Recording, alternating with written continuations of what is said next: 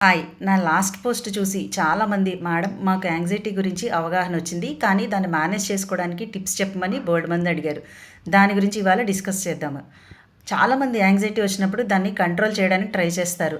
అంటే దాంతో ఫైట్ చేయడం అనమాట. అలా కాకుండా మీకు ఎప్పుడైనా ఆందోళనగా, టెన్షన్‌గా అనిపించినప్పుడు దాన్ని ఫస్ట్ యాక్సెప్ట్ చేయాలి.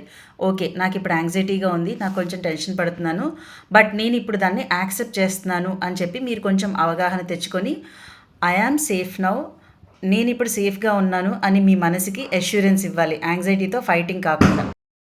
యాంగ్జైటీ ఎప్పుడైనా మీ మైండ్‌లో కాదు మీ బాడీలో స్టార్ట్ అవుతుంది. కొంచెం గమనించుకోండి. మీకెప్పుడైనా ఆందోళనగా అనిపించినప్పుడు నెమ్మదిగా డీప్ బ్రీత్ నిదానంగా తీసుకోండి. రెండోది మీ పాదాలు మీరు ఉన్న చోటే గట్టిగా నేలకి తాకించి పెట్టండి.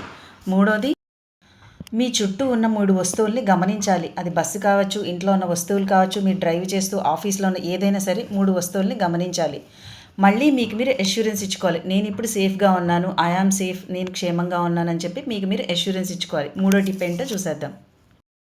జర్నలింగ్ అంటాం మనం దీన్ని. అంటే మీకు వచ్చిన ఆలోచనలన్నిటినీ ఒక పెన్ను తీసుకొని పేపర్ మీద పెట్టేయండి. ఓవర్ థింకింగ్ చెయ్యొద్దు. ఓవర్ థింకింగ్ ఆపాలంటే మీరు చేయాల్సిన మొదటి పని దానికి ఒక అక్షర రూపం ఇవ్వడం. పెన్ను, పేపర్ తీసుకొని గ్రామరు దానికేమీ లాంగ్వేజ్ అక్కర్లేదు. మీకొచ్చిన భాషలో మీకున్న మనసులో భావాలు, ఆలోచనలు, భయాలు, ఆందోళనలు ప్రతీదీ ఒక పేపర్ మీద పెట్టి డంప్ చేసేయండి దాన్ని.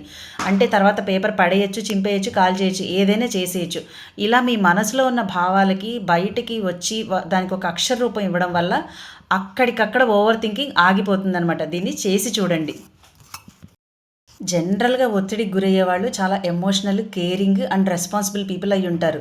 అంటే వీళ్ళ మీద వీళ్ళు ఎక్కువ రెస్పాన్సిబిలిటీ పెట్టుకుంటారు. ప్రతీదీ పర్ఫెక్ట్‌గా ఉండాలి, నేను అన్నీ కరెక్ట్‌గా చెయ్యాలి, ఇలాంటి ఒత్తిడనమాట.